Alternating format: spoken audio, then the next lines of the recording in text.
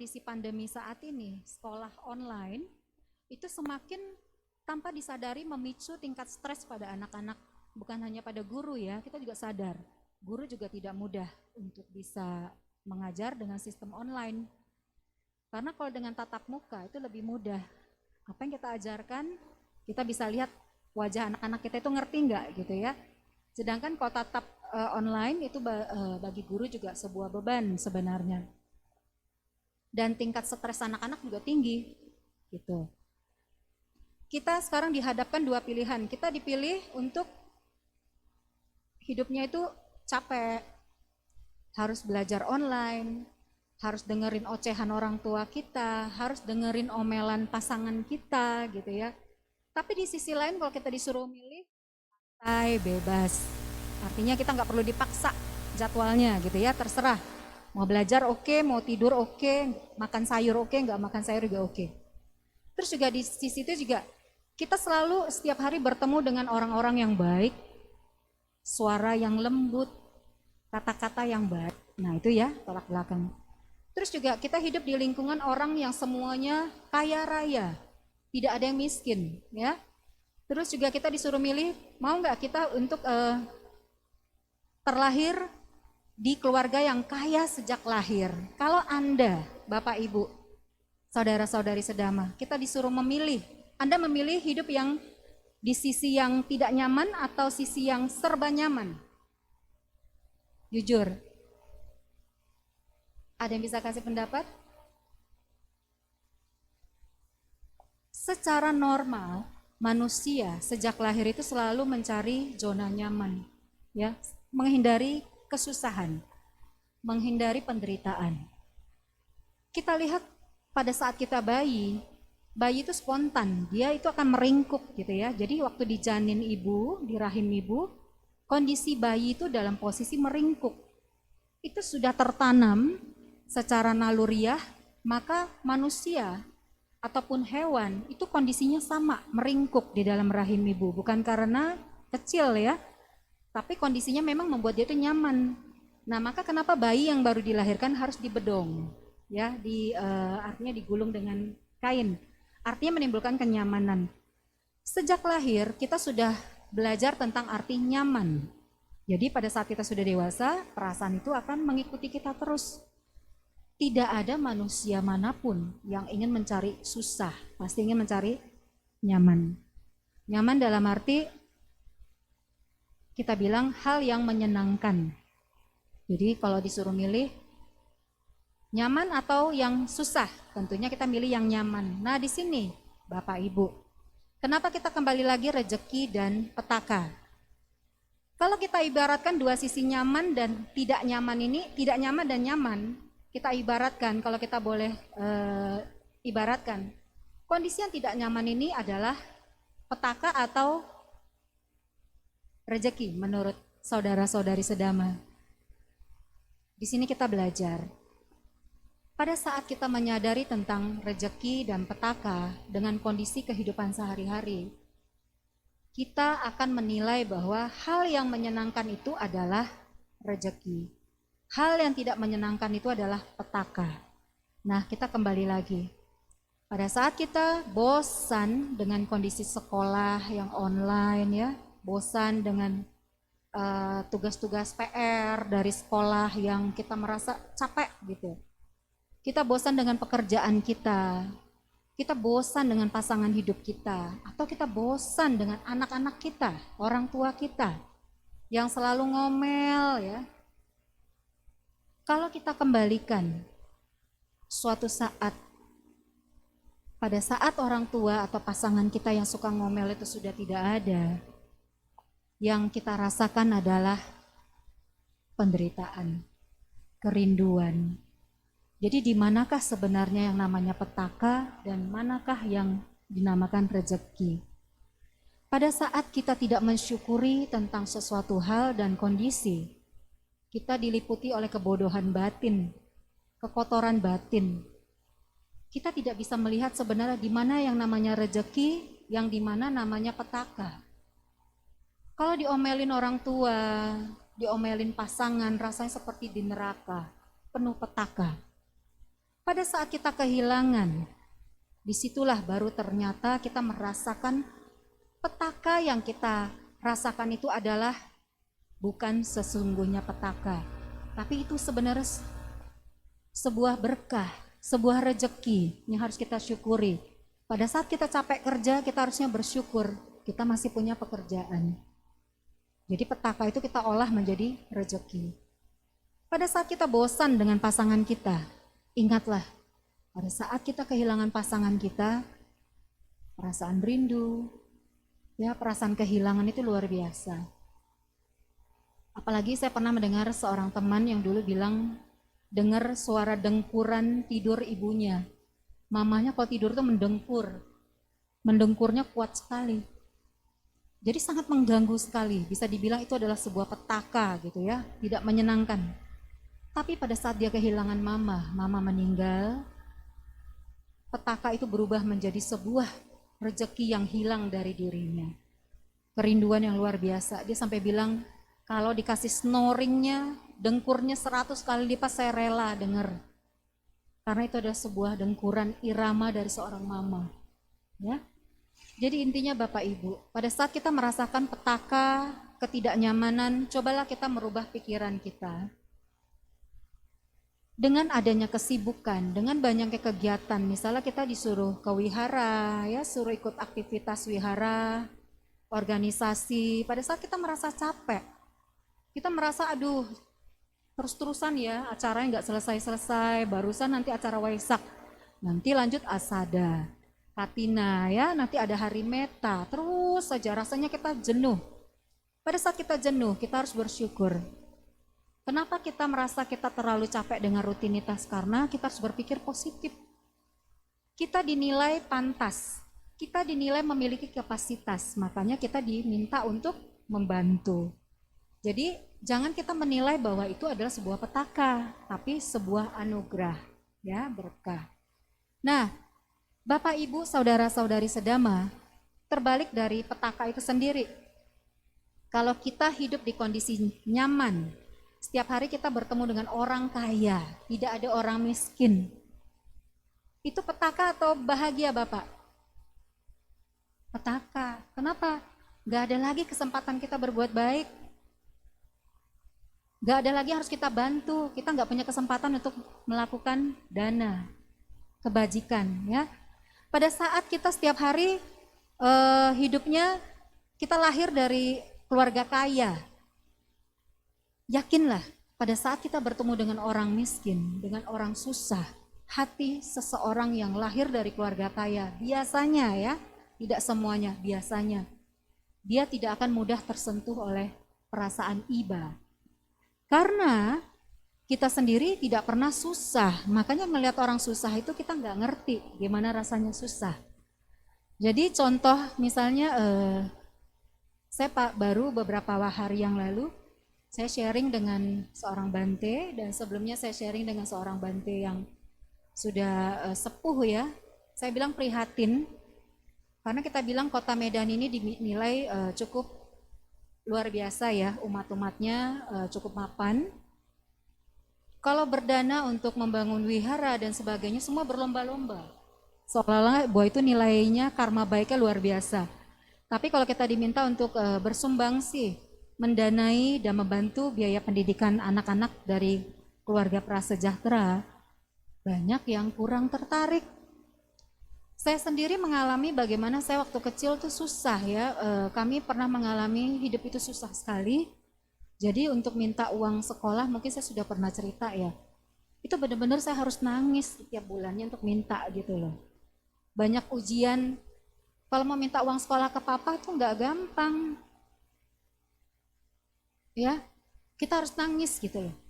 Pertama, benar-benar dilatih kesabaran kita.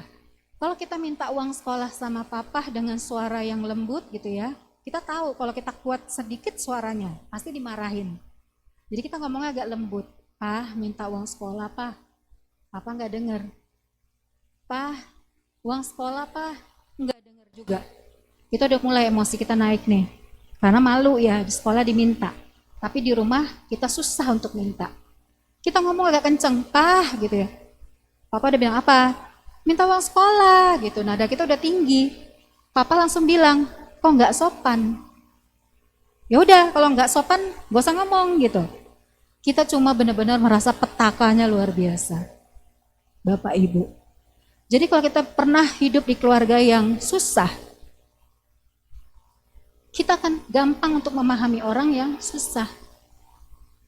Jadi kalau kita ingin melatih hati kita bermurah hati, memiliki kepedulian yang tinggi, semesta itu luar biasa. Kita diberikan kehidupan susah, sorry ya, lalu agak sedih.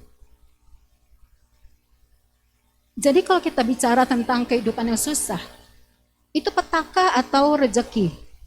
Pada saat kita jalani dengan kebodohan batin, kita akan merasakan itu petaka. Ya.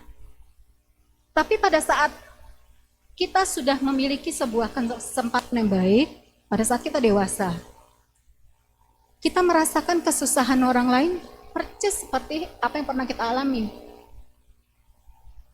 Dengan kondisi pemahaman ini, kita dengan senang hati, kita akan turut membantu orang lain. Sama seperti pada saat kita susah. Jadi kalau kita bilang petaka dan rezeki itu hanya koin, uang logam yang tipis.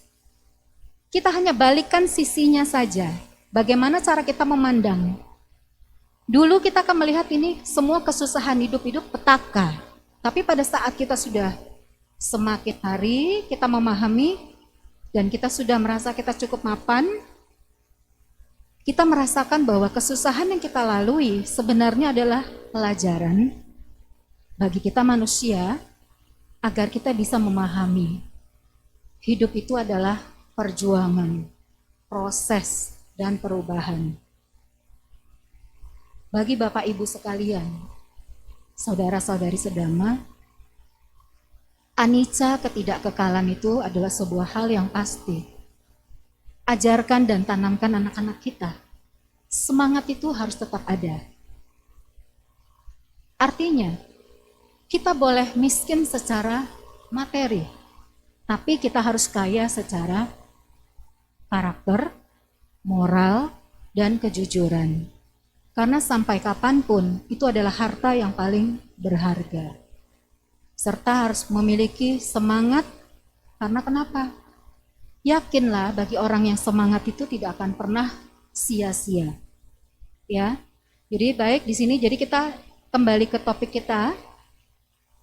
Petaka ataupun rejeki itu dari sudut pandang seseorang, tentunya semua tergantung dari bagaimana kita memandang hal tersebut.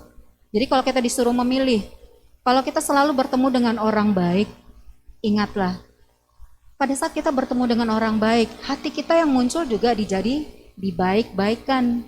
Tapi itu bukan diri kita yang sesungguhnya. Pada saat kita bertemu dengan orang yang jahat, orang yang dibenci, maka karakter kita yang sesungguhnya lah yang akan keluar. Jadi kita nggak bisa bilang bahwa saya benci sekali ketemu dengan si A. Dia suka memancing saya emosi loh. Itu bagi kita itu petaka. Tapi kalau kita sadari orang tersebut hadir justru sebagai guru yang sedang mengajari kita arti cinta kasih. Mengajari kita arti sabar. Kalau kita nggak ketemu orang ini, kita nggak akan belajar tentang sabar. Begitu ya. Jadi Bapak Ibu, kalau saya disuruh memilih, saya bertemu banyak teman. Saya dulu pernah tinggal di Banda Aceh, di Cengkareng ya, Jakarta, Tangerang, dan di Medan. Tentunya teman-teman saya itu banyak. Dan saya kalau disuruh milih, ketemu teman tuh yang baik atau teman yang culas ya, yang emosional, itu semua banyak variasi teman yang saya temui. Tapi saya bersyukur dari mereka yang saya temui adalah guru-guru hidup bagi saya.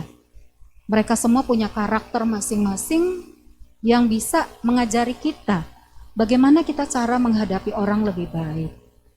Dengan sikap mereka yang tidak baik, mengajari kita bahwa kalau kita melihat sikap seperti itu nggak nyaman, maka kita belajar agar bisa bersikap yang baik. Nah, untuk hal ini jadi tentunya rezeki dan petaka sebenarnya tergantung dari sudut pandang kita. Bagaimana kita bisa memiliki pandangan yang positif? Tentunya kita mengatasi kebodohan batin kita sendiri. Banyaklah belajar dhamma, banyaklah mendengarkan dhamma, ya. Sekarang saat ini mendengarkan dhamma tidak harus baca dari buku. Kalau zaman saya sekolah dulu di Jakarta, saya belajar dhamma hanya seminggu sekali. Itu pun harus ke wihara. Di sekolah kami sekolah negeri, itu nggak ada pelajaran agama. Jadi bagi kita bersyukur pada saat itu. Kalau kita males, kita nggak mau jalan ke wihara gitu ya. Dari sekolah kami ke wihara itu kami harus jalan. Sekitar 20 menit atau 30 menit lah ya. Jalan kaki.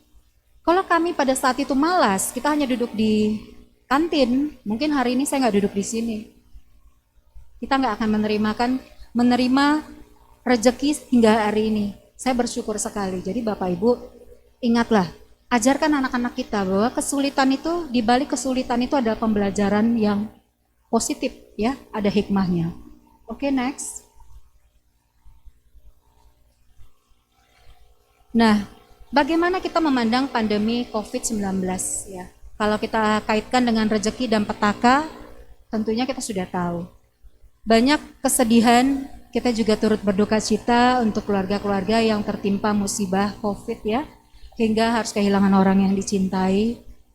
Namun yakinlah bahwa semua pengorbanan, semua duka cita itu memiliki hikmah.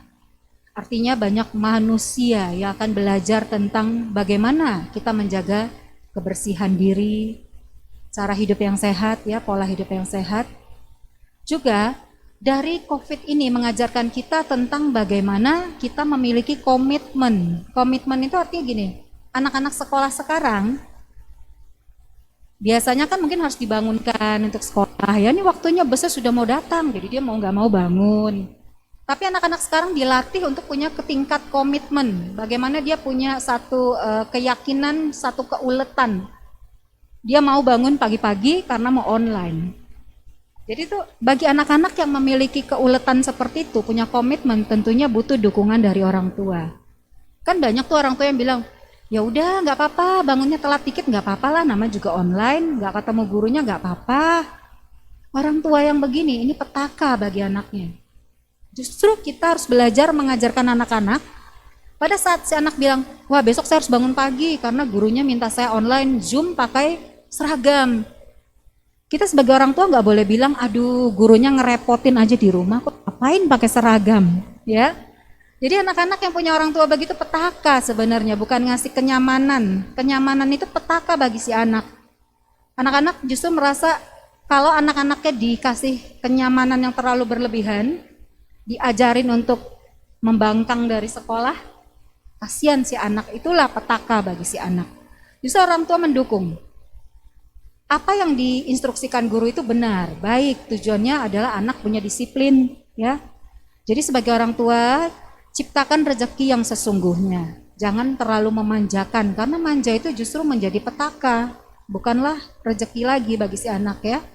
Terus kedua, dengan kondisi pandemi ini akan mendesak seseorang itu untuk belajar.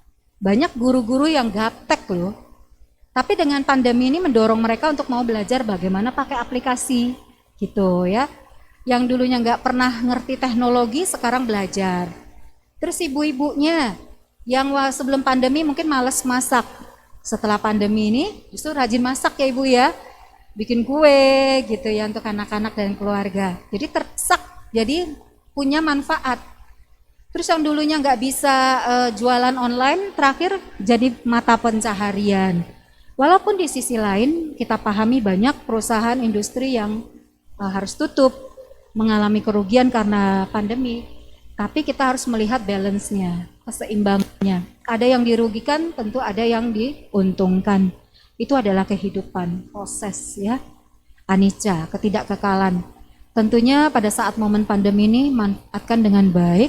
Pada saat kita bisa jual online, ya kita manfaatkan jual online. Mungkin bisnis suami terpuruk, ya istri yang harus mengambil alih dan bantu gitu ya.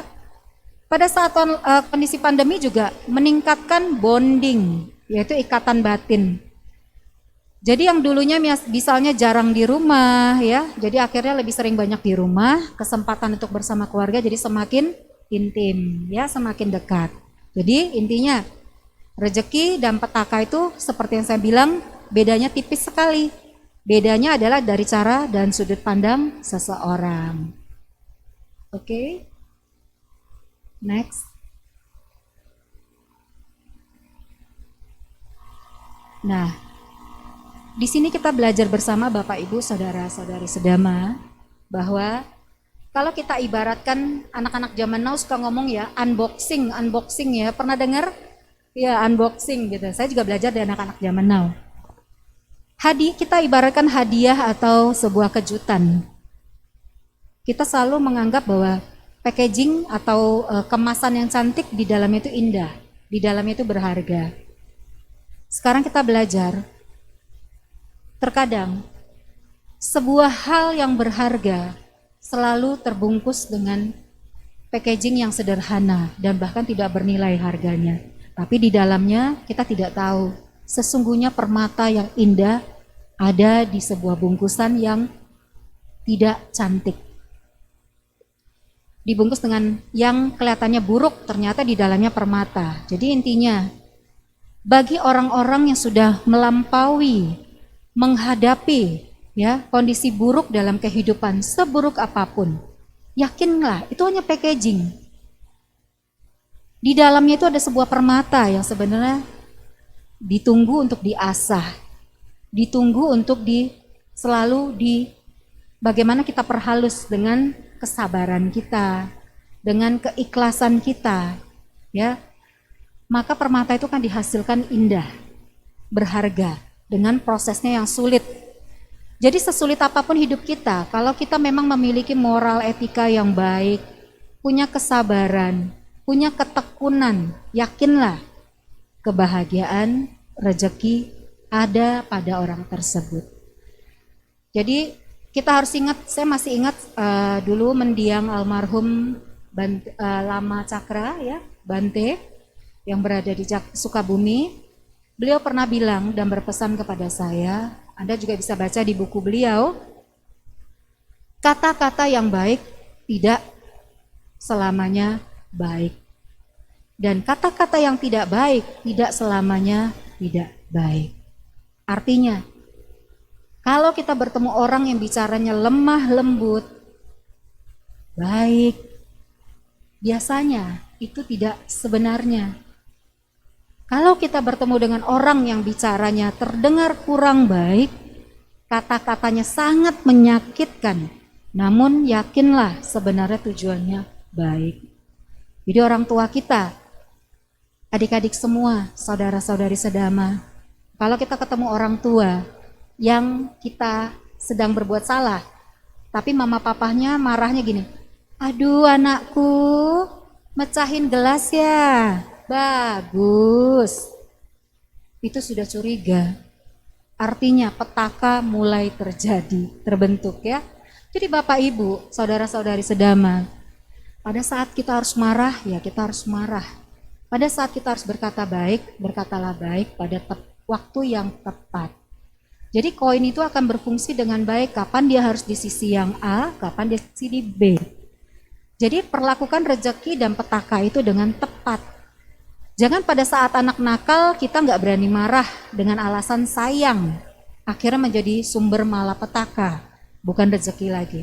Ya, begitu juga si anak. Dia bukan beruntung dapat orang tua yang terlalu baik. Justru nanti ke depan dia nggak ngerti mana yang baik dan mana yang tidak baik. Dia bingung. Kalau sudah besar, ada anak yang begini, waktu dia kecil, dia kalau mukul orang, mamahnya itu ketawa. Lucu loh, dia bisa mukul orang loh. Anak bingung, mukul boleh ya berarti ya. Setelah dia dewasa, si anak ini akan belajar memukul, menyelesaikan masalah dengan memukul. Nanti sudah besar juga, dia nggak ngerti memukul itu salah. Yang penting dia tahu, kalau saya mukul mama senyum, ketawa. Jadi Bapak Ibu, ajarkan anak-anak dengan baik bahwa mana yang harusnya dilakukan dengan baik, mana yang harus dihindari. Sehingga mereka mengerti, ini adalah rezeki, ini adalah petaka. Jadi jangan mereka bingung nantinya, begitu ya. Baik, selanjutnya. Di sini kalau kita bicara tentang rezeki, petaka, sangat luas sekali Bapak Ibu. Jadi kita hanya rangkum dan ambil kesimpulannya saja. Nah, saya sendiri banyak menemui klien-klien ya yang mereka kalau kita terapi kadang beberapa itu mampu masuk ke kehidupan lampau ya melalui sistem regresi. Salah satu klien saya akan ceritakan di sini. Dari sini kita akan belajar tentang ada apa sebenarnya di masa lampau seseorang ya. Jadi klien saya ini pernah di kehidupan lampau itu dia banyak terlahir sebagai binatang. Nah, jadi ada dua kehidupan yang saya ambil. Di sini akan mengajari kita tentang bahwa sebelum saya mulai Bapak Ibu, kita bersyukur nggak sih jadi manusia sebenarnya? Tentunya bersyukur, tapi banyak orang yang justru merasa, terakhir saya ketemu beberapa remaja ya dari Jakarta yang terapi itu semua ngomong, saya bagus mati deh, daripada saya hidup sengsara, menyusahkan orang tua. Kata-kata itu sebuah kata-kata frustasi ya yang diucapkan oleh remaja yang masih emosional, yang belum mengerti tentang arti betapa berharganya kehidupan. Jadi di sini kita akan mendengarkan cerita bahwa binatang saja bersyukur dengan hidupnya. Binatang saja ingin jadi manusia loh. Nah di sini kita akan dengarkan cerita. Terus binatang juga punya rasa bakti, punya rasa rindu sama orang tua. Nah, kita masuki momen waktu dia terlahir sebagai tikus. Waktu itu dia masuki momen dia berada di gorong-gorong ya, berada di selokan. Jadi dia cerita bahwa dia menjadi tikus yang kelaparan, dia menangis. Dia bilang dia melihat makanan, melihat orang beli makanan, dia bilang. Jadi saya tanya, kamu kenapa nangis? Saya lapar. Loh minta aja sama orang itu. Nggak bisa katanya, saya hanya tikus. Dia di selokan itu melihat orang yang beli makanan, jadi dia ingin tapi nggak bisa. Nggak lama dia nangis lagi, dia merasakan sakit yang luar biasa. Saya tanya, kenapa kamu nangis dan menahan sakit? Di situ diceritakan bahwa dia baru terlindas mobil. Ya, jadi cerita tikus ini mati karena tergilas mobil. Di momen terakhir itu, di momen menjelang kematiannya, saya banyak menggali ya. Tikus ini bercerita bahwa pada saat menjelang ajal, pikiran yang muncul adalah haru, perasaan sedih yang luar biasa, yang teringat adalah orang tuanya. Dia sangat ingat tentang orang tua tikus gitu ya. Jadi banyak klien yang saya terapi, yang saya regresi, pada saat mereka menjelang momen kematian, hampir 60-70% yang mereka munculkan dalam pikiran mereka kenangan tentang orang tua. Ya, jadi perasaan kepada orang tua. Bahkan momen pada saat orang yang sudah kita bilang mengalami namanya out of body, ya. Secara kesadaran dia keluar dari tubuhnya dan dianggap sudah mati suri. Mereka bisa kembali, hidup kembali, dan atau mereka bercerita bahwa yang membuat mereka bisa kembali hidup adalah semangat. Semangat apa? Ingin membalas budi. Merasa bahwa tugasnya belum selesai, masih ada hal yang harus dia tanggung, bebannya. Membiayai orang tua, menjaga orang tua. Itu membuat tekad mereka kembali untuk sembuh dari penyakit mereka itu sangat kuat sekali. Jadi dari sini kita belajar bahwa bakti harus kita ajarkan kepada anak-anak kita, bukan dengan cara mereka menghafal pelajaran agama, bukan cara mereka menghafal teori, tapi kita berikan pembelajaran dari suri tauladan kita. Jadi kita sebagai orang tua, kalau memiliki teladan yang baik bagi anak-anak, maka anak-anak akan belajar bagaimana mereka mencintai, menghormati orang tua apa adanya tanpa harus kita paksa. Gitu. Ya. Terus selanjutnya jadi cerita setelah dia terlahir sebagai tikus, kemudian dia masuki momen pada saat dia menjadi seekor binatang. Lucu sekali ceritanya waktu itu dia bilang, begitu masuki momen sebagai binatang, dia bilang dia lagi di salon kecantikan. dia sedang menata rambut katanya. Bulu, dia bilang kalau bahasa Hokkien kan mo ya. Kita kan nggak tahu mo itu rambut atau bulu. Saya kayak nggak bisa bedakan. Kita cerita, oh kamu lagi di mana? So saya lagi di salon kecantikan katanya. Saya lagi melakukan perawatan rambut katanya. Saya bilang kamu itu pemilik salon? Bukan. Kamu klien orang salon? Dia lihat-lihat, bukan, dia bilang. Kamu orang kaya? Bukan, dia bilang. Jadi saya bilang, kamu itu siapa? Baru dia lihat diri dia. Dia bilang, loh, saya anjing. Saya lagi di salon anjing katanya. Saya bilang, coba kamu di mana ini? Tahun berapa? Dia bilang, tahun saya nggak tahu karena saya nggak bisa baca. Terus, kamu di negara mana atau apa tahu nggak? Coba lihat sekeliling kamu, saya bilang. Baru dia bilang, loh, ini di Prancis katanya. Dia tahu itu Prancis.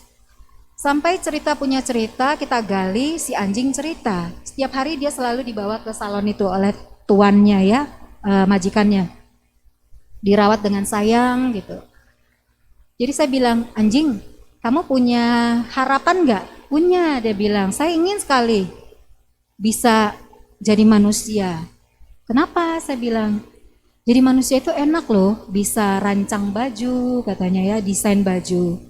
Saya bilang, kamu tahu dari mana kok anjing bisa tahu tentang desain baju?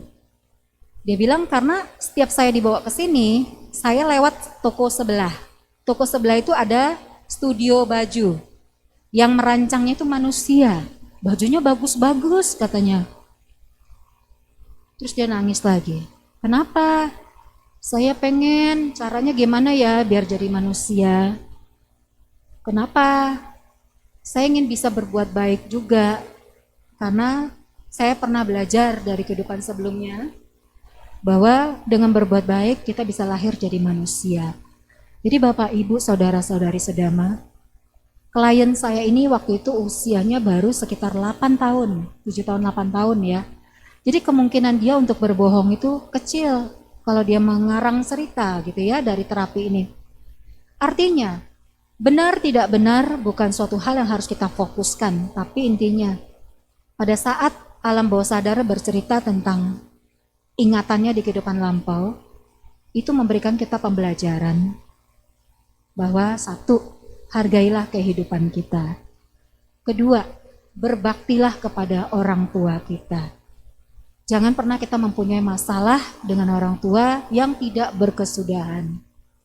Artinya cepat cari solusi, selesaikan segera. Bakti itu adalah sebuah kebaikan terbesar yang harus dilakukan seorang anak untuk membalas budi jasa orang tua yang luar biasa. Jadi dari cerita ini mengajarkan kepada kita bahwa bagaimana kita mensyukuri hidup dengan cara menjadi makna. Bagaimana kita bisa bermanfaat buat diri kita sendiri, buat keluarga kita, dan juga buat masyarakat dan orang-orang di sekeliling kita. Jadi bagi kita yang di masa pandemi ini justru hidup dalam ketakutan, memiliki pemikiran yang pesimis ya, merasa bahwa nggak ada harapan Indonesia, dunia ini akan kiamat dan sebagainya, jangan. Ingat, segala sesuatu adalah tidak kekal adanya. Apapun yang terjadi, kehidupan ini pasti akan berubah.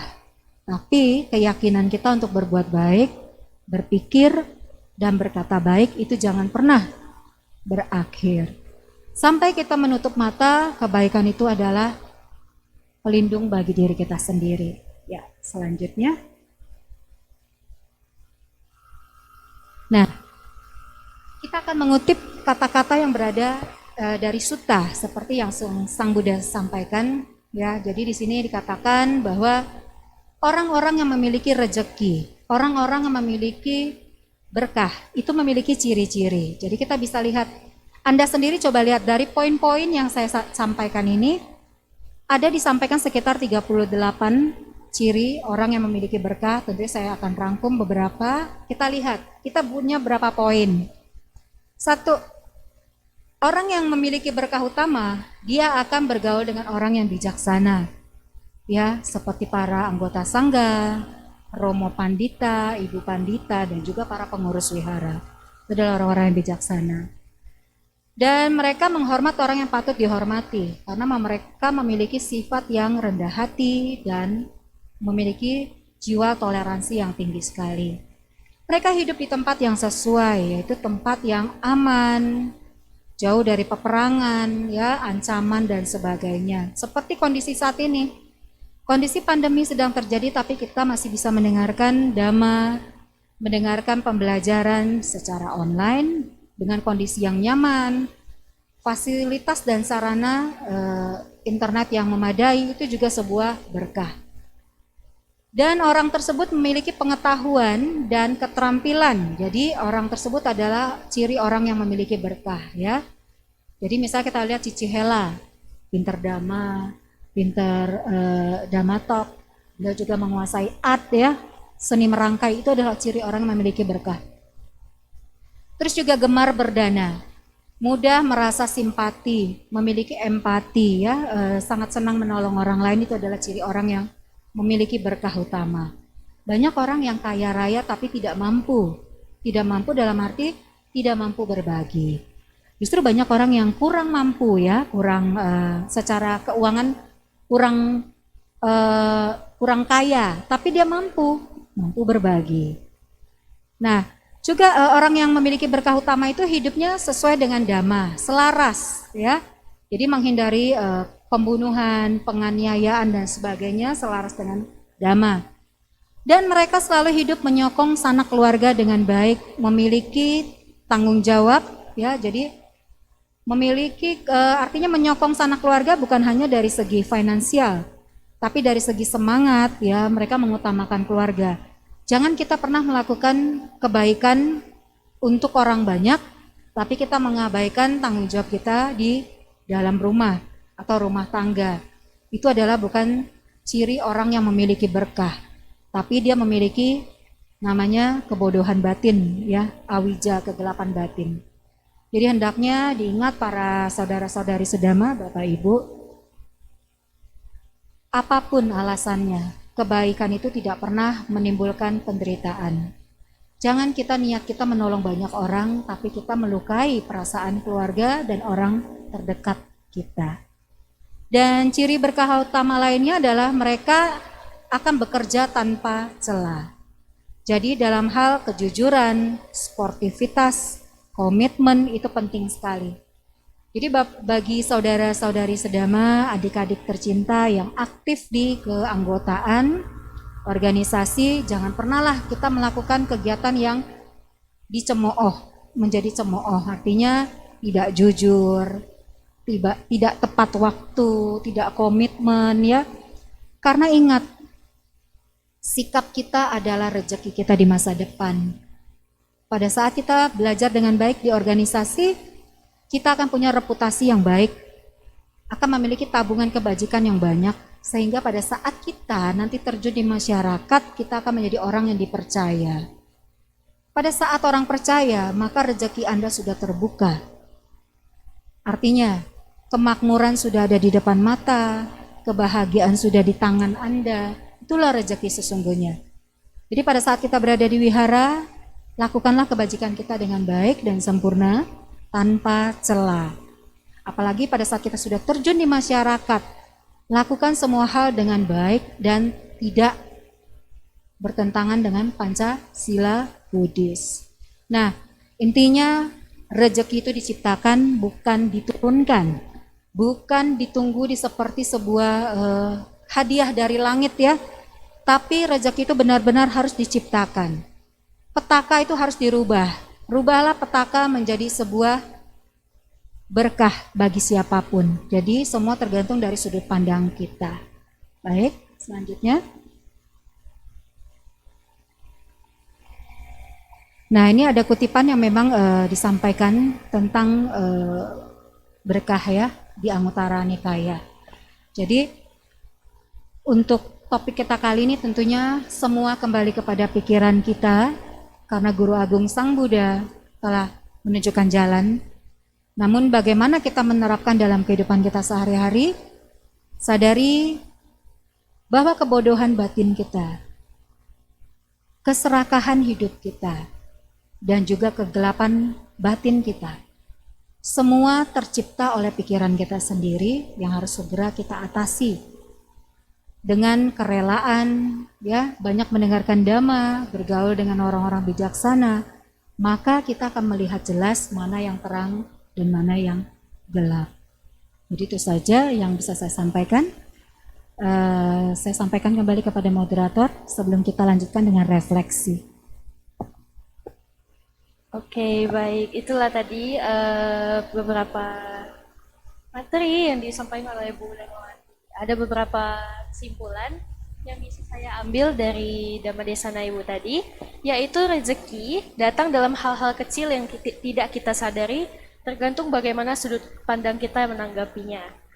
Nah, pada saat kita mengalami masalah, tentu saja kita menganggap itu petaka, tetapi jika kita sadar, semakin lama kita akan menganggap bahwa masalah itu tadi adalah bagian dari rezeki yang bisa mengajarkan hidup kita bakalan gimana sih ke depannya, kita bakalan jalani lebih baik lagi. Nah, terus ada hal yang indah terkadang dibungkus dengan hal yang nampak buruk. Nah, berarti hal yang nampak buruk itu bukan berarti hal yang bakalan kita jalanin, gimana ya bilangnya, bukan berarti hal yang buruk lah berarti. Terus kata-kata yang indah belum tentu baik, tapi kata-kata yang kurang baik justru mungkin bermaksud baik. Nah, juga ada ciri-ciri orang yang memiliki berkah utama adalah orang yang menjalankan hidup sesuai dengan ajaran Dhamma dan juga menebarkan cinta kasih kepada sesama. Nah, mungkin itu saja yang bisa saya sampaikan. Saya kembalikan kepada Ibu Darmawati. Ya, terima kasih kepada moderatornya. Artinya apa yang disampaikan tentunya kemampuan kita untuk mencerna, batin kita untuk mencerna itu butuh waktu. Tapi saya yakin apapun yang kita sampaikan saat ini, pada saat kita belum menjalani, kita belum mengetahui, kadang apa yang disampaikan itu terasa tidak relevan, bahkan sulit untuk dipahami. Tapi dengan kita membuka hati, dengan kita mau belajar seperti gelas yang penuh. Kalau gelasnya sudah penuh dengan air, pada saat kita mendengarkan dhamma, apapun yang disampaikan maka akan sulit untuk diterima. Ya, jadi diharapkan pada saat kita mendengarkan dhamma, belajarlah dan berpikirlah seperti gelas yang kosong. Ilmu apapun, buku apapun yang kita baca, pengetahuan apapun yang kita ketahui, kita kesampingan dulu. Dengarkan dan simak dengan baik, ambil intisari yang baik dan jadikan pembelajaran yang positif, ya.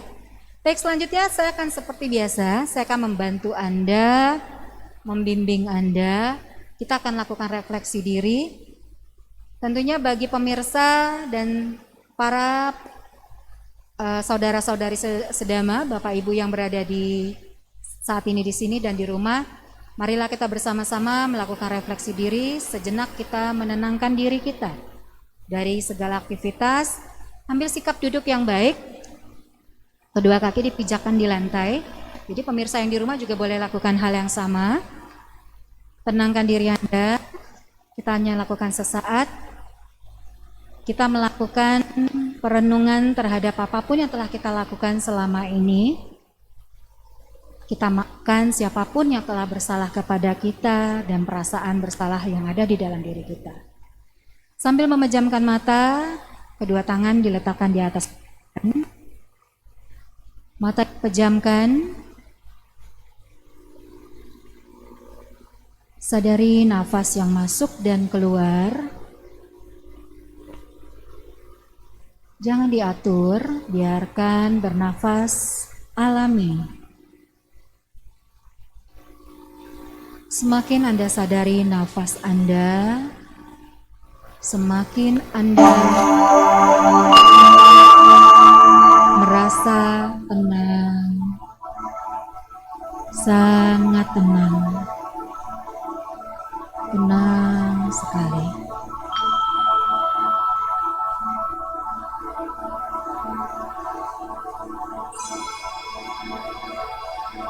Ingat-ingat semua kata-kata, sikap kita, ucapan kita kepada orang lain, kepada orang tua kita, kepada pasangan hidup kita, dan kepada semua rekan-rekan kerja kita, kepada semua yang berkaitan dengan hidup kita.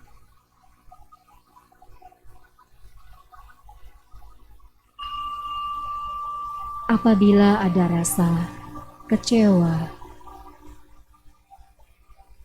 sedih, marah, sadarilah semua perasaan itu.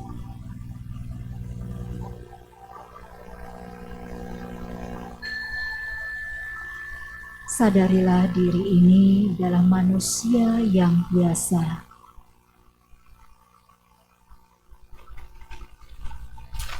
Yang belajar dan terus belajar. Semakin menghargai diri sendiri, menghargai semua makhluk tanpa batas, memaafkan diri sendiri, memaafkan semua makhluk.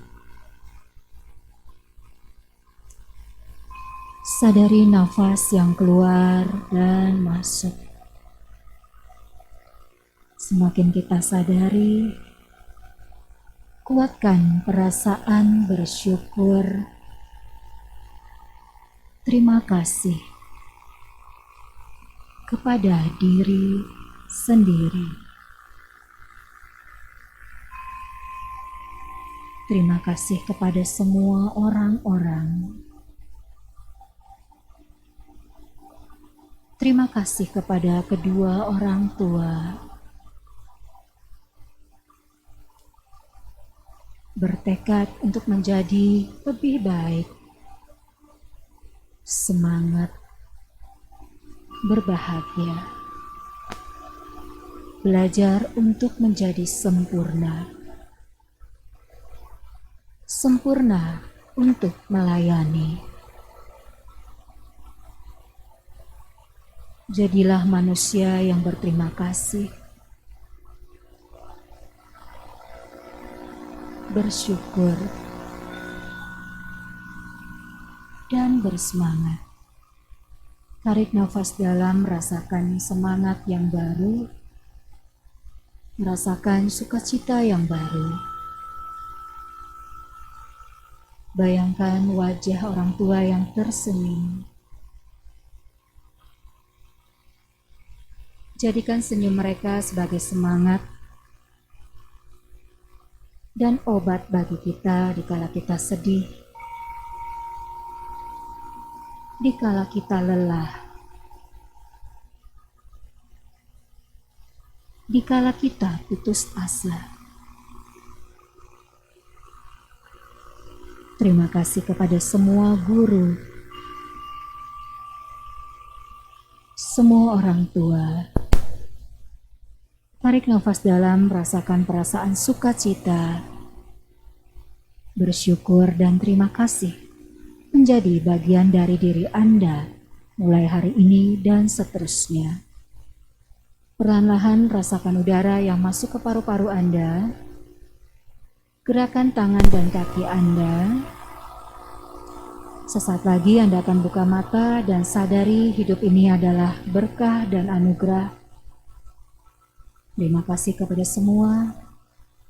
Tarik nafas dalam. Di hitungan ketiga, Anda boleh membuka mata dengan segar dan bahagia. 1, 2, 3. Buka mata Anda semua. Baik, demikian tadi refleksi singkat yang bisa dilakukan, tentunya sebagai salah satu bentuk meditasi yang sederhana yang bisa Anda lakukan dan praktekkan dimanapun, tapi pastikan jangan dilakukan pada saat berkendara, ya, karena ini akan melemahkan kesadaran kita, justru membuat kita menjadi tidak fokus. Nah, ini bisa dilakukan di tempat kerja ataupun di rumah, ya.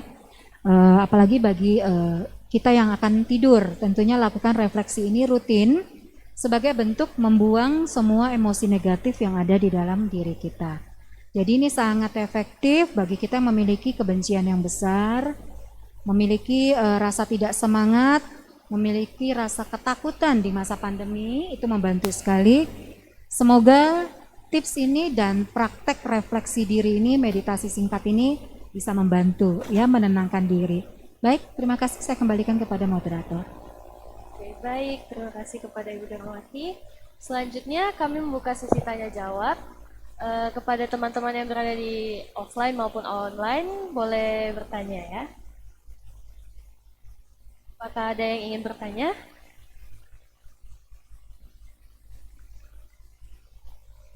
Oke.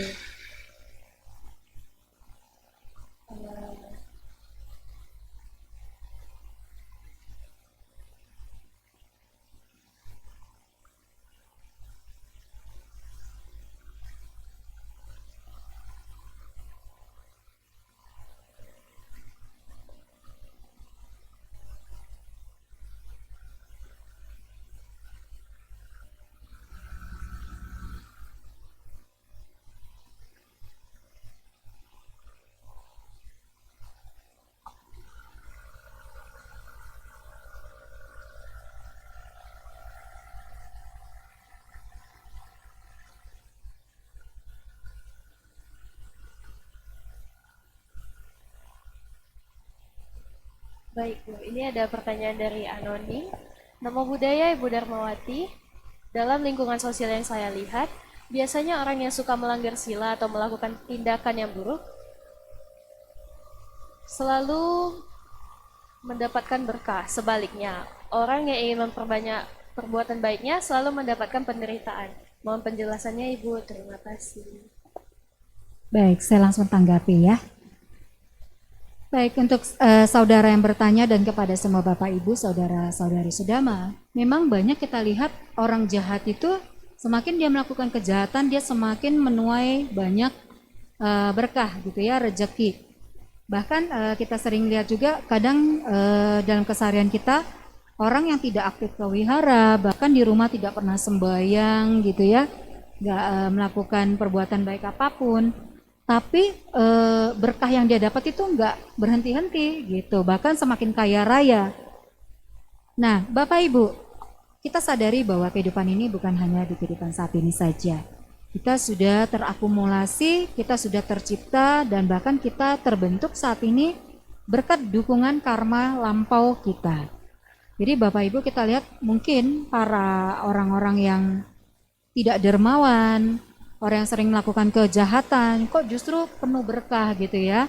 Jadi intinya dia sedang memetik buah yang pernah dilakukan di kehidupan lampau. Namun pada saat kehidupan ini maka kita bilang rezekinya itu tidak dirawat dengan baik, tidak ditanam kembali.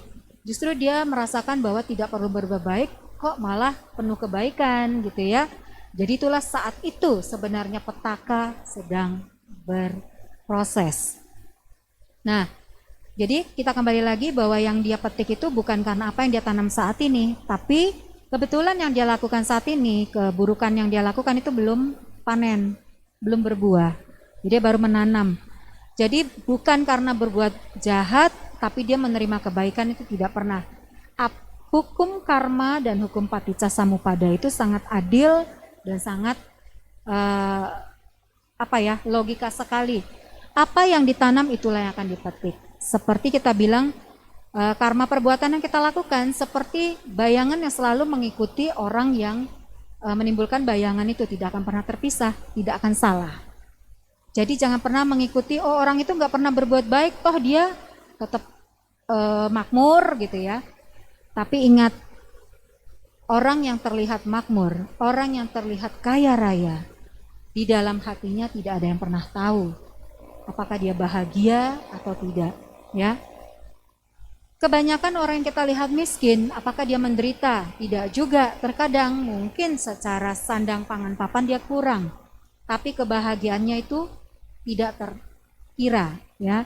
Jadi kebahagiaan itu relatif, tapi pastikan kita meyakini hukum paticca samuppada, sebab akibat itu sangat jelas sekali. Apa yang kita tanam itu yang akan kita petik.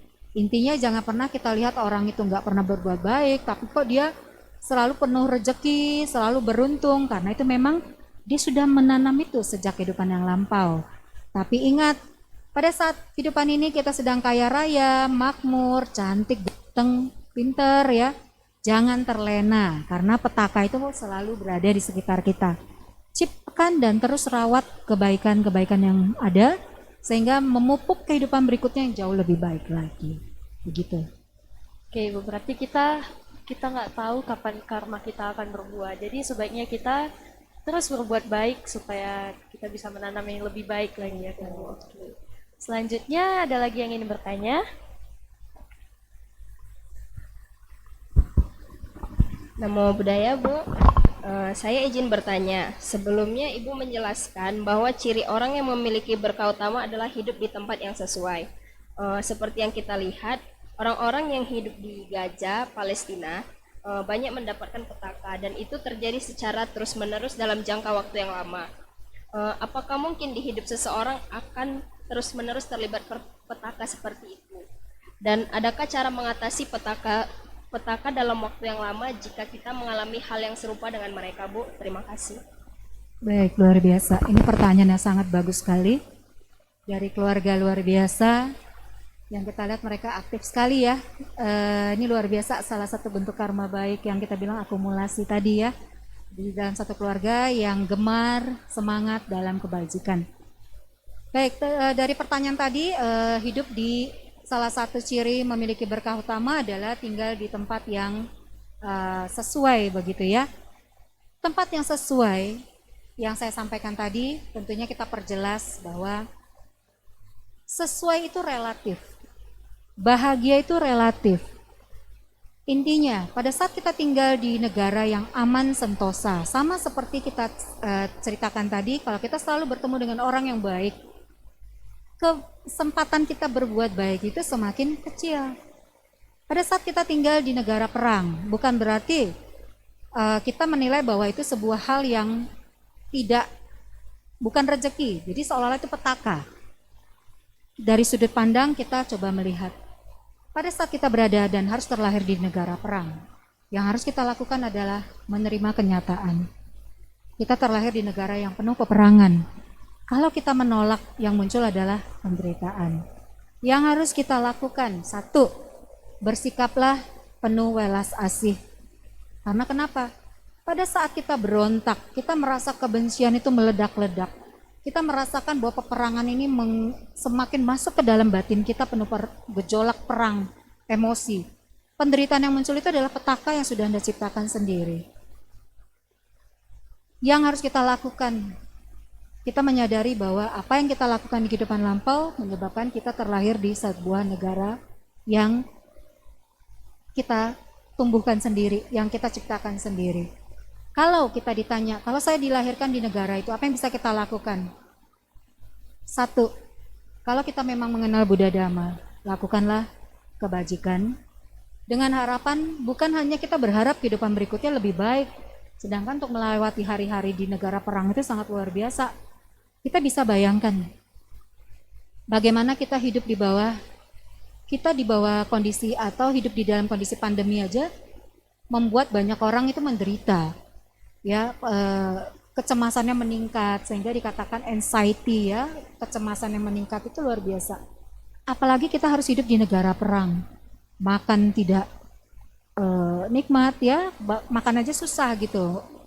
Apalagi untuk tidur, kita bisa bayangkan para keluarga-keluarga, ibu-ibu yang hamil, bahkan anak-anak yang kecil ya, mereka harus hidup di bawah langit yang selalu penuh kekhawatiran ya, penuh rasa cemas karena bagaimana tiba-tiba bom meledak dan sebagainya. Itu adalah sebuah bentuk bencana yang kita bilang sebuah penderitaan yang menimbulkan rasa yang perlu kita bantu secara welas asih, kita doakan dan semoga mereka dikuatkan begitu ya, mereka memiliki ketabahan. Intinya kalau kita berada di negara perang seperti itu, yang harus kita lakukan secara mental kita adalah menerima. Pada saat kita menolak, penderitaan itu kan semakin berat. Untuk mengakhiri ya pasti kita harus banyak melakukan banyak kebaikan. Kalau di negara perang seperti itu, apa mungkin kita bisa berdana? Sedangkan kita sendiri untuk makan susah. Pada saat kita bisa membantu sesama di lingkungan korban perang, masyarakat sisa-sisa perang, ataupun di kondisi perang, dengan pikiran kita juga bisa melakukan kebaikan. Pertama, kita saling menenangkan bagi mereka yang dalam kondisi gejolak batin ya. Karena kenapa? Ketidakberdayaan itu membuat mereka semakin menderita. Artinya pada saat Anda berontak seperti apapun dalam kondisi lemah, kita nggak akan berdaya. Yang kita bisa lakukan adalah menghindar dari titik-titik rawan ya. Apabila kita mampu ya kita bantu untuk pengungsian dan sebagai evakuasi. Membantu orang-orang yang lemah, anak-anak yang tidak mampu begitu ya. Itu adalah satu bentuk reaksi yang bisa kita lakukan yang positif. Kalau dibandingkan kita duduk diam dan merencanakan dalam batin kita sebuah kebencian dan kebencian, semua itu tidak akan berakhir. Jadi di negara perang itu yang kita harapkan adalah semoga mereka kuat dan semoga mereka bisa melalui semua itu dengan ketenangan, ya diberikan keselamatan tentunya oleh Tuhan. Itu adalah satu bentuk yang bisa kita lakukan. Seandainya kita di posisi itu ya tentu yang harus kita terima adalah kita menerima kenyataan. Kita tidak bisa menolak dan bahkan hanya bisa protes gitu. Jadi yang harus bisa kita lakukan ya menerima kenyataan seperti itu. Semoga menjawab ya. Oke, berarti semua hal itu bukan jadi penghambat, tetapi kita harus bekerja ekstra untuk memupuk karma baik kita lagi ya kan? Betul, jadi kalau kita bilang ciri utama itu memang kita hidup di tempat yang sesuai. Nah sesuai ini artinya kita lihat kondisi. Seperti yang kita bilang tadi, kalau kita hidup di negara yang kemakmuran, semua tidak perlu ada pertolongan lagi, nggak perlu ada baksos, nggak perlu ada charity dan sebagainya, kesempatan kita berbuat baik semakin kecil, ya. Tapi tentunya kita tetap harus melakukan kebaikan itu sendiri juga untuk diri kita sendiri, memupuk kebaikan, hati yang baik, ya. Jadi kata-kata yang baik, perbuatan yang baik seperti itu. Oke, jawaban yang bagus sekali ya kan. Selanjutnya masih ada pertanyaan. Oke, ini dari saudara Windralau. Namo Buddhaya Bu Darmawati, saya mau bertanya sedikit, tapi berbeda dari topik yang baru saja dibahas. Mengapa seseorang dapat mengalami kondisi hilang kesadaran, tetapi dirinya dapat berbicara ataupun bergerak tanpa disadari? Dirinya mengetahui hal tersebut dari orang yang berada di sekitarnya. Iya, memang berbeda dari topik, tapi di sini saya akan coba terangkan. Kondisi ini ada dua kondisi ya. Kita bisa bilang kalau dari segi dimensi spiritual dan dimensi kami sebagai hipnoterapi. Jadi dalam dunia hipnoterapi dari segi pikiran, manusia itu memiliki dimensi pikiran sadar dan alam bawah sadar. Pada saat kita tidak sadar, ada sebagian dari kondisi itu kesadaran seseorang itu seperti pingsan. Tapi tidak pingsan sepenuh dalam arti dia masih bisa menggerakkan anggota tubuh seperti berbicara atau mengigau. Jadi contoh kecil misalnya kita tidur. Secara tubuh ada otak-otak sel otak kita yang memang merilekskan ataupun meng-off-kan, kita bilang meng-off-kan untuk beberapa organ tubuh yang aktif seperti pada saat kita tidak tidur ya. Kita bisa berinteraksi seperti itu.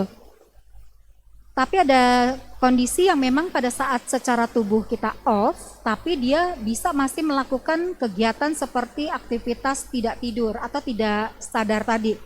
Jadi kalau kita dalam hipnoterapi namanya kondisi sadar dan kondisi alam bawah sadar. Dan biasanya orang-orang sudah dalam kondisi rileks, kita bisa bilang tadi tidak sadar, saya tidak tahu maksudnya pingsan atau memang tidur atau bagaimana ya. Mungkin itu yang saudara Windra maksudkan mungkin karena masalah sakit ya. Atau memang ada, tapi intinya semua berkaitan dengan sel-sel tubuh dan di saraf otak ya. Jadi intinya mungkin di satu sisi pada saat kondisi contoh orang sakit, Kita lihat orang yang koma, secara fisik dia tidak bisa buka mata, tidak bisa menggerakkan anggota tubuh, karena memang dari saraf otaknya sudah tidak berfungsi dengan baik. Jadi kesannya seperti mesin yang sudah mati, tapi kesadarannya masih penuh. Jadi apapun yang disampaikan orang, apapun yang dibicarakan orang, itu seperti kita meditasi. Sekecil apapun suara yang dimunculkan, itu sangat jelas bagi orang yang koma, yang bisa mendengar itu ya. Nah, kalau yang saudara Windra tanyakan ini, itu bisa saja terjadi. Pada saat kita merasa kita nggak sadar, tapi kita bisa berkomunikasi ya. Mungkin di sini komunikasinya bisa dalam bentuk verbal, ucapan, tapi intinya semua pengaruh dari alam bawah sadar. Ya, seperti yang saya bilang, orang bermimpi berjalan. Itu banyak yang saya sendiri mengalami pada saat saya kecil, saya sering sekali mimpi berjalan. Bahkan kalau menurut koko saya yang waktu itu jahil ya, kita masih kecil kan sering kalau saya mimpi jalan tuh kadang dilucu-lucuin gitu ya. Besok-besoknya diceritain bahwa saya tuh bisa diperintah gitu loh. Misalnya dari kamar keluar jalan terus sampai disuruh bawa koper, saya juga ngangkat koper, saya disuruh tidur di kamar mandi, saya tidur di kamar mandi. Artinya bisa berinteraksi, mengerti apa yang diperintahkan. Padahal dalam kondisi kita sudah merasa tidur gitu ya, saya juga nggak sadar. Besoknya baru diceritain, saya sampai ketawa sendiri. Nah intinya ingat bahwa manusia memiliki tingkat kesadaran yang berlapis-lapis. Secara ilmiah kita hanya tahu sadar dan alam bawah sadar. Tapi kenyataannya sendiri dalam prakteknya manusia itu sebenarnya banyak memiliki lapisan-lapisan kesadaran yang kita tidak tahu gitu ya. Intinya saudara Windra itu bisa saja terjadi. Cuma saya mesti detail ya, tahu bahwa itu Anda dalam kondisi trans atau dalam kondisi kalau kita lihat, kita bilang spiritual ya, sedikit di luar konteks. Misal contoh mereka yang kerasukan. Kerasukan juga macam-macam, ada yang kerasukan full, artinya makhluk itu benar-benar katanya sih masuk semua, hingga dia nggak sadar. Atau hanya setengah, jadi tetap sadar cuma nggak bisa kontrol. Jadi saya nggak tahu saudara Windra ini maksudnya apa. Jadi intinya kalau ditanya mengapa bisa terjadi demikian, bisa saja terjadi ya. Jadi intinya alam bawah sadar punya peran yang besar. Jadi makanya kita sebagai umat Buddha banyak berlatih meditasi, itu penting sekali. Seperti saya tekankan tadi tentang cerita binatang ya, artinya binatang saja masih memiliki perasaan bersyukur, terima kasih kepada orang tua.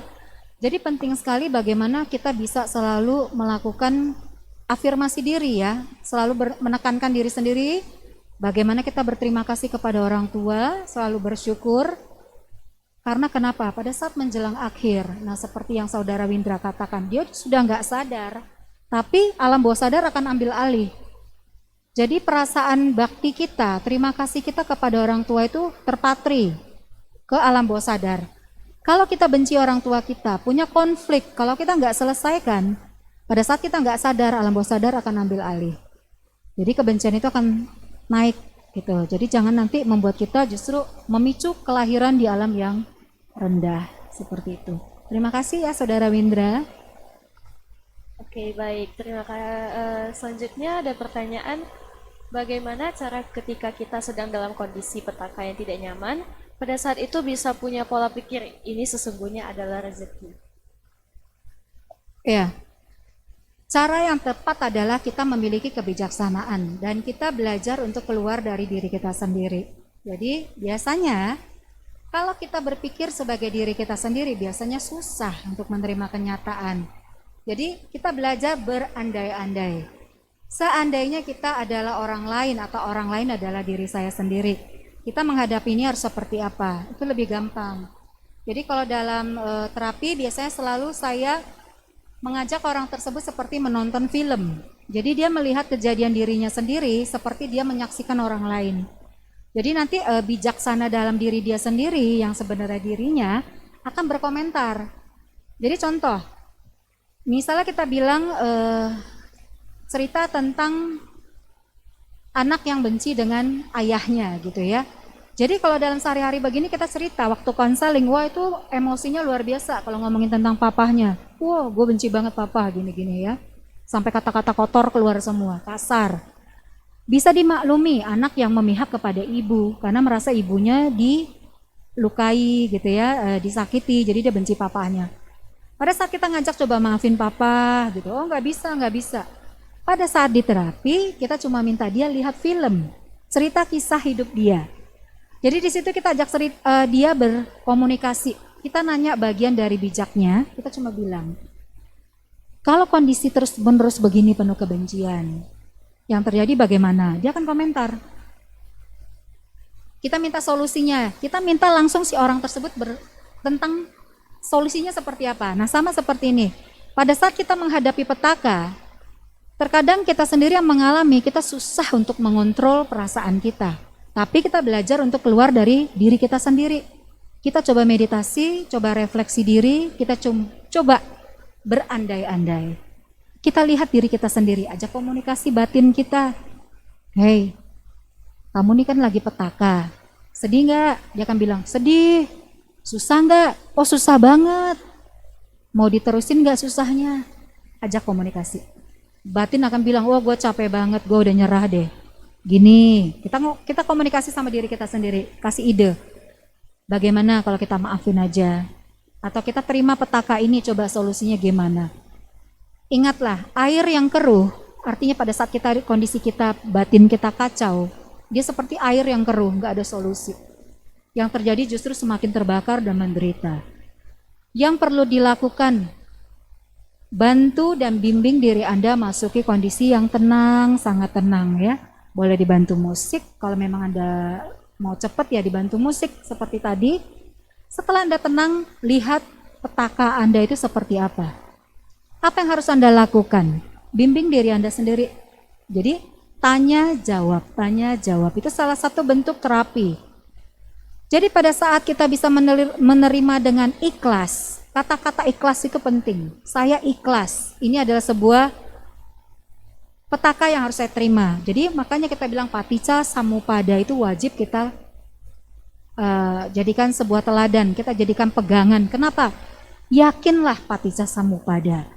Tidak ada yang kebetulan. Tidak ada petaka yang tidak kita tanam sebelumnya, yang sekarang kita petik itu nggak ada. Pasti kita pernah tanam, makanya kita petik. Dengan keyakinan itu maka kita akan ikhlas jalani petaka kita dengan sukacita. Ya. Justru pada saat kita mengalami petaka, contohnya kita mengalami kehilangan orang yang kita cintai, terus ditambah lagi kemerosotan bisnis usaha. Kalau kita bisa berkata bahwa ini yang saya harus jalani, saya harus terima. Ingat, sesungguhnya orang yang sedang menjalani petaka, dia itu harusnya bersukacita. Kenapa? Ini saat saya membayar. Kalau kita punya hutang nggak bisa bayar, susah, itu petaka loh.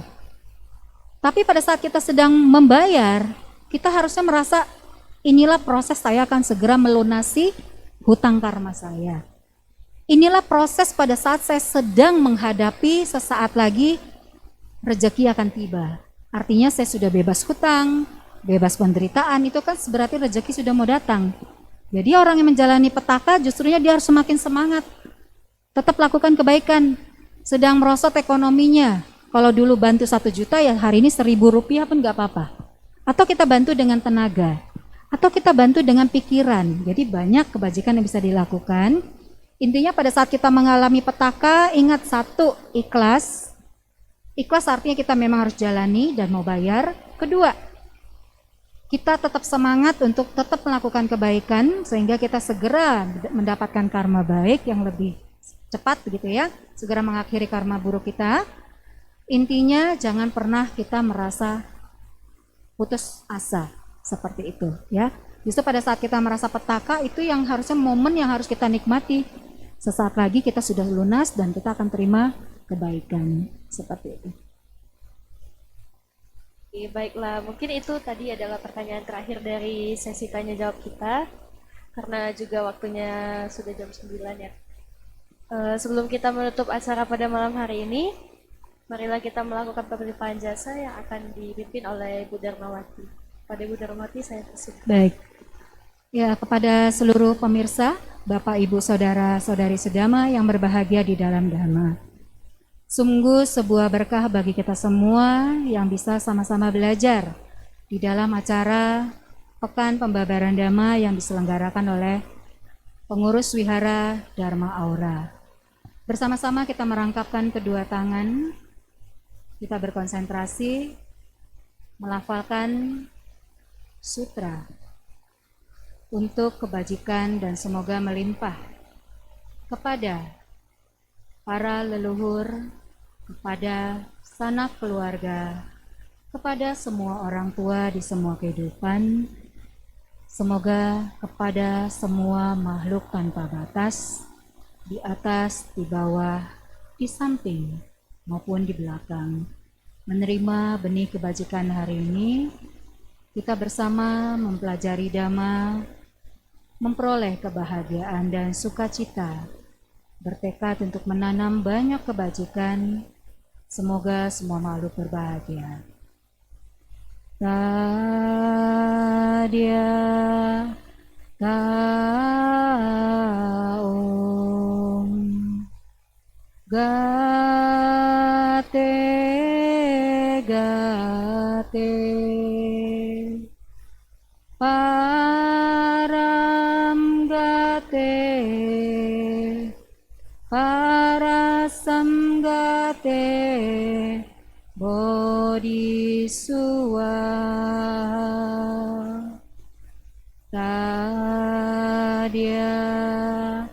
Taom Gate Gate Param Gate Parasam Gate Bodhisua Tadya Taom Gate Gate Param Gate Parasam Gate Bodhisua. Terima kasih kepada para Buddha, Bodhisattva, Mahasattva. Terima kasih kepada seluruh Dewa, Bodhisattva, Mahasattva, para naga, para makhluk yang suci, yang agung, yang penuh cinta kasih. Semoga kita semua menerima kebajikan dan berkah tanpa batas. Semoga semua hidup dalam ketenangan, kebahagiaan, kesejahteraan, kemakmuran, kesehatan, serta ketenangan. Semoga bangsa Indonesia, semoga semua bangsa, semoga semua makhluk terlindungi oleh karmanya sendiri, terbebas oleh karmanya sendiri, kuat dan menjadi bahagia oleh karmanya sendiri. Sabe sata bawantu sukitata. Sadu, sadu, sadu.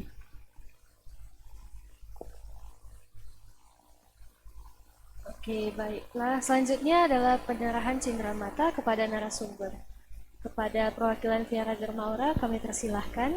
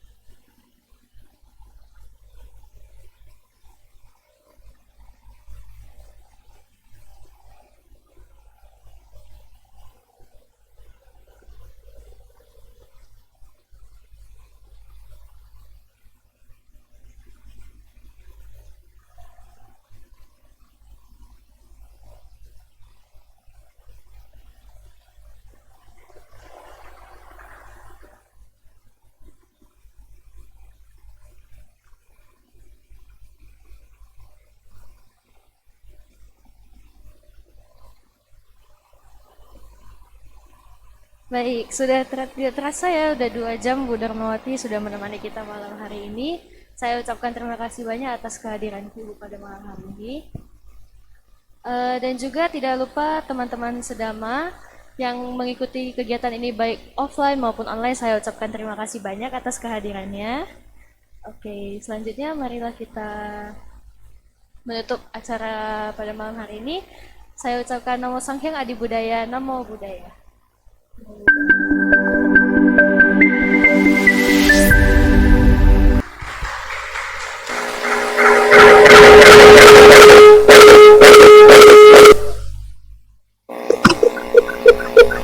Oke, untuk teman-teman semua jangan lupa ya, kita besok masih ada Pekan Pembabaran Dhamma hari ke-7 yang akan dibawakan oleh Yang Mulia Bante Panyasamitara dengan topik Buddha adalah Guru. Nah, tidak lupa juga saya ingatkan kepada teman-teman sekalian yang ingin berdana untuk Waisak, kami ada mengadakan paket 108 paket persembahan yang dimana ada paket persembahan puja dan pemasangan pelita. Jadi jangan lupa untuk ikut turut berdana. Saya ucapkan terima kasih, selamat malam.